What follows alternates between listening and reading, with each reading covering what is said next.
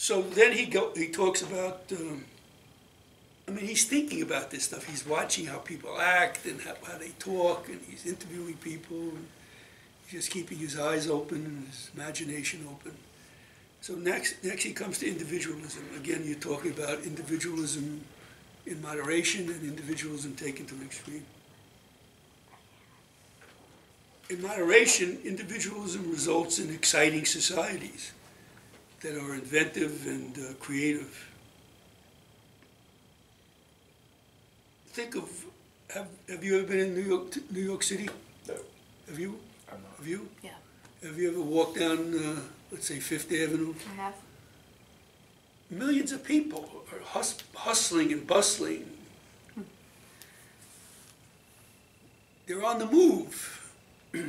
All the time. They have jobs to do. They have business to take care of. They're creating art.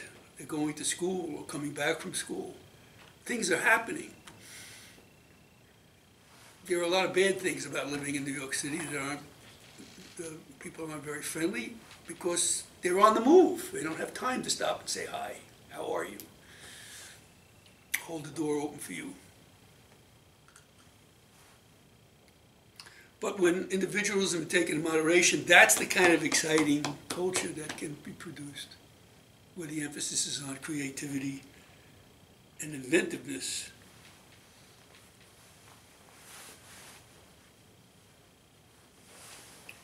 When individualism is taken to extreme, the emphasis shifts to selfishness, where everybody cares about herself and nobody cares about the public interest. Since societies don't run themselves, if nobody cares about the society, then it's not going to be run very well. That's what happens when individualism is taken to an extreme. Now, this is one of the most interesting parts of democracy in America, the first volume of which came out in 1835. He says Americans have found a way to solve this problem of individualism taken to an extreme because we've invented what he called self-interest properly understood. Do you remember that when we talked? Do you remember that, Hacker, self-interest properly? Did you take that course, American Political? Yes. He calls it self-interest properly understood. We call it pluralism. Now here's where I have to go to the board. Now it becomes more complicated. Because of our experience with George III, Americans decided that they didn't want their government to have much political power.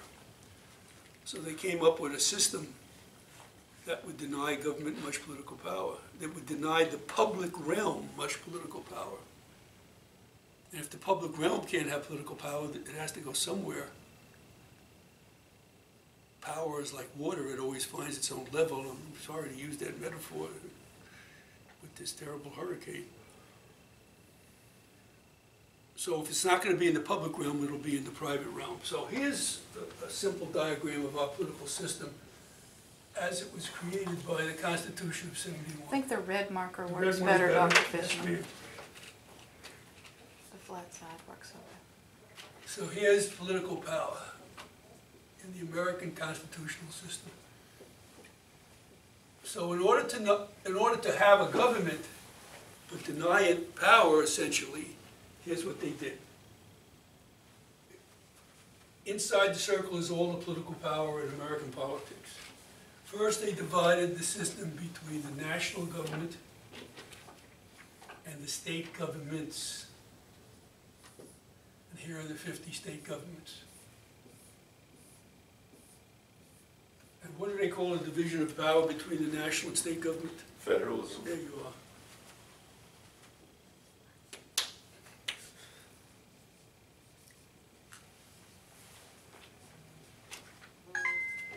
Okay? Then they divided power in the national government between the three branches, the executive branch, the judicial branch, and the legislative branch. And that's called separation of powers. exists in the national government. Federalism is another example of separation of powers, but it's not called separation of powers, it's called federalism. And then, to make matters even more complicated, they then came up with checks and balances. This separates the three branches. But then they came up with checks and balances, which allows each branch to interfere with the workings of another branch. These arrows go back and forth, and that's known as checks and balances.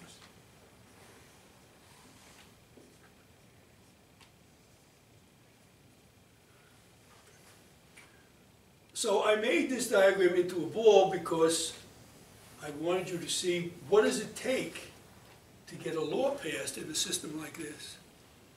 And for this, it would be what does it take to get the ball rolling? When the ball is rolling, public policy is being made.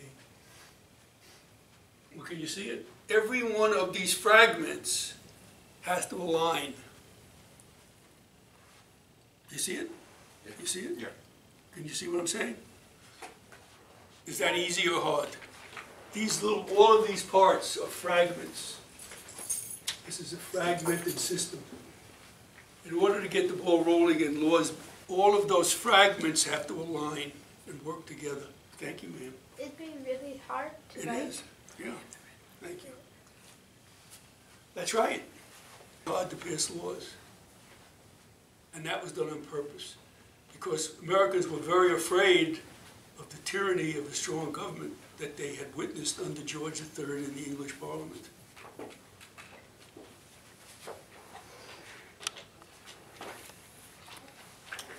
Okay, is that clear enough? So by and large, our governments are denied much power. And you can see why, because it's so hard to get these. It's not impossible, but it's very hard to get the fragments moving in sync. So power is essentially privately held in this country in the form of interest groups.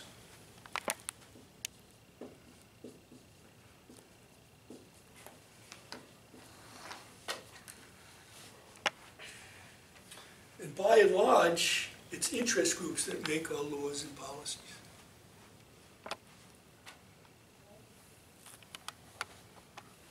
Any questions so far?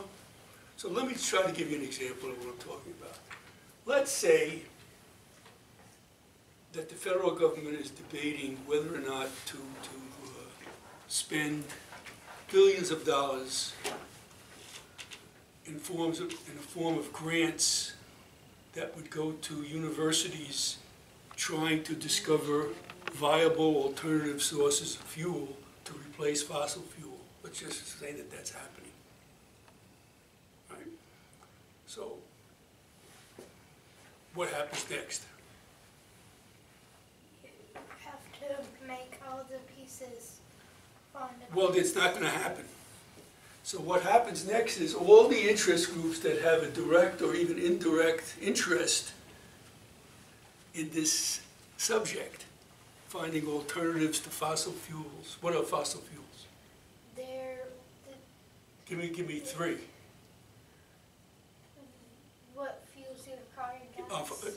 Yeah. Gas is one, yeah. Well, yeah. Gasoline, yeah. What's another? What is a fossil fuel? Where does it come from?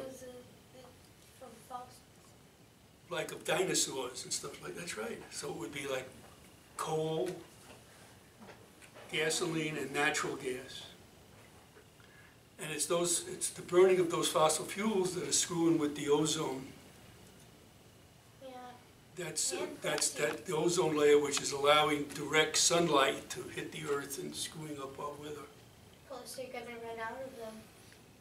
I don't know if we're going to run out of them, but we may run out of Earth, which is what may happen. So the federal government is trying to stimulate the invention of viable fossil sources of energy to replace fossil fuels. In the meantime, as you know, people are becoming billionaires on the sale and use of fossil fuels. So as soon as the word gets out that the government is debating this issue, all these interest groups what are they interested in? What are they interested in? Money. Themselves are now going to pay big time these lobbyists to go to Washington to put pressure on our U.S. representatives and senators to pass a law that will benefit them the most. So let's just make a list of all the groups that are going to, the pressure groups that are going to put pressure on our representatives. The representatives and the senators will pass the law, but the law will be more of a result of these pressure groups than it will be the senators and representatives themselves. So start off. What's the first group that's going to get involved? Exxon, I mean, like. Oh yeah, gas oil companies, yeah. the oil companies. When we finish with the list, you'll be amazed. So natural gas companies, coal. Well, let's go. Keep going. Go ahead. Who else is going to be interested in this? Car manufacturers, Why? because all of their cars that they've all right now run on fossil fuels. Exactly. The auto industry. But so why don't they just go? Why wouldn't they be interested in alternative fuel? Expensive. They're also not very intelligent and imaginative, and they want to just stay with the status quo. Resistant to change. Well, I mean, it's just, you know, you'd think that they would do that, to be on top of, right? Of course, the auto industry. Exactly.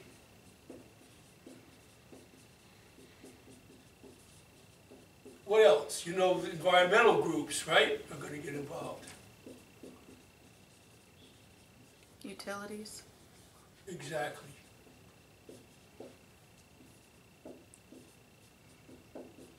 What is going to be their view? What is going to be their view? That they would have to raise the prices Well, so again, much they're just, to be. they're invested in what they're doing. They don't Yeah, want it. They don't want to they change. don't want to one bit. change. How about some others? Who transports these fuels from one place to another? Shipping companies. Trucking companies. How about that? Shipping. Trucking. Planes.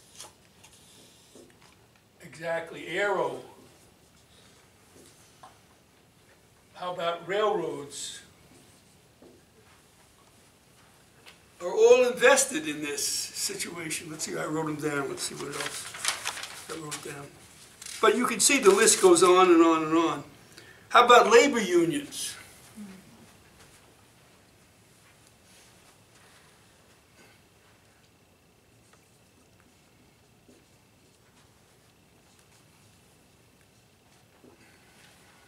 Everybody who's invested in one of those companies, so Of course, exactly. all the stockholders of all those different companies. Manufacturing.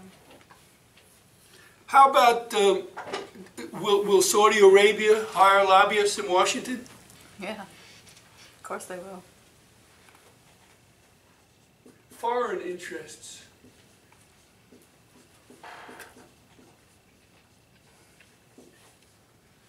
How about Russia? Will Russia hire?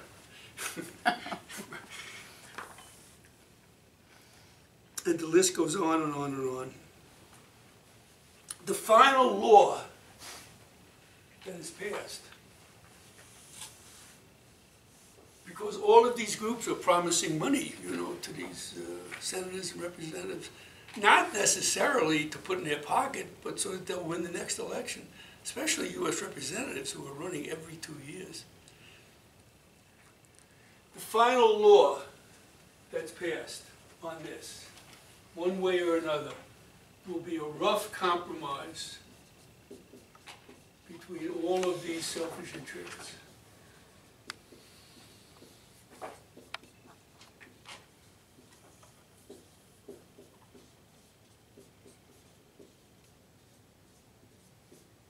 Selfish interests. I mean, there's no, they don't beat around the bush. They're only interested in their own pocketbooks. Do you think if elections were publicly funded, that it would fundamentally change the way that all this works? To a certain degree, but this is the constitutional system. It would have a beneficial effect, but it wouldn't change the nature of the system. Because our political power, as you can see, by definition, is weak. Right. And it would always go to private groups. Right. I don't know, it did just seem like it was publicly funded. I mean, you still have the division on the left, the political There's power, no I guess. question that we need public funding. But these groups also have voters Yeah. that are aligned with them. Like the auto workers, for Right. example. If you work for like the coal mines, your interest is in voting for somebody who's pro-coal. So there's no question that public funding would be beneficial. But remember, this is the nature of our system. We'd have to change the Constitution to make the federal government more powerful than it is. I don't think there's going to be a lot of support of that among the American voting system, voters, American voting public. So you're absolutely right. Now, what do I mean by rough compromise?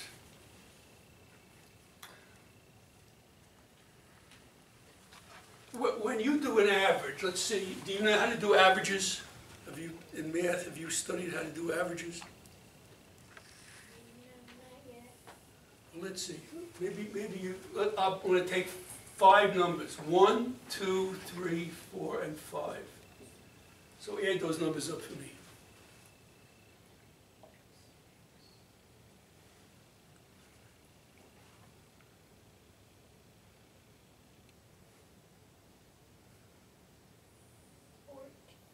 So let's see, 1 and 2 is what?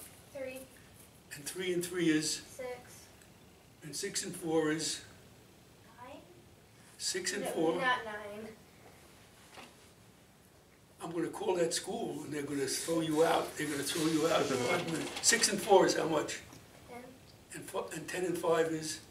15. Well, here's how you do average. So you add up the numbers, and then you take the number of numbers. How many numbers are there here? How many 5. numbers? 5.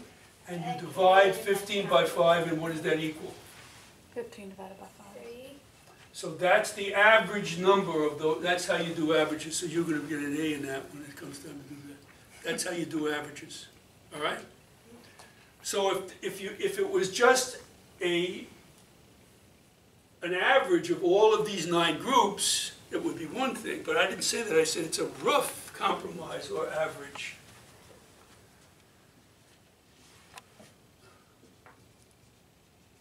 Between all of these selfish interests. Now, what's interesting about doing averages is that even though these are 5 different numbers, some of which are larger than the other, when you do averages, each one of them has equal weight. So 1 is one number, and 5 is the second number.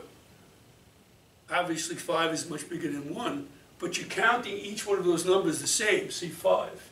I don't know, does that make any sense to you? I guess. Is 5 larger than 1? Yes. So it would be hard to say, well, how are those the same? Well, in doing averages, 5 is one number, and this is the second number, and here are 5 different numbers. So I didn't say it was a authentic compromise or authentic. I said it's a rough average. Now, why is it a rough average? Because the power of every one of these groups is different. And the power of interest groups, we know, are based on 2 main factors. The number of people in the group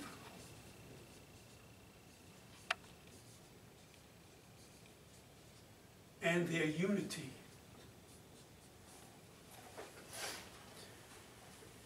You take those 2 factors together, in addition to other factors as well,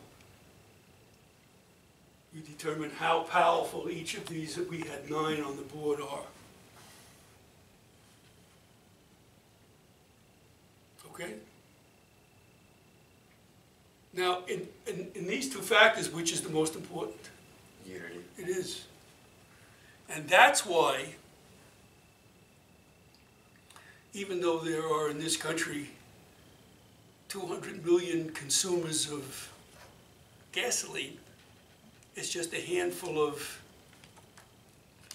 gas producers that determine the price of a gallon of gas. Because those 200 million people all want low gas, but they're all different in terms of religion, the area they live in, and there's virtually no unity among them. Socioeconomics. But among the gas producers, there's plenty of unity. They want the highest price possible. That's just one example. Do you follow me? I follow you. So even the group that has the least number of people and the least unity will be reflected somewhat in this policy, but only somewhat. It'll be the groups that have the largest numbers plus the most unity that will have the most say in the final law. Now let's stop for a second. So this is what Tocqueville sees very quickly. He's a very intelligent, observant, and imaginative guy.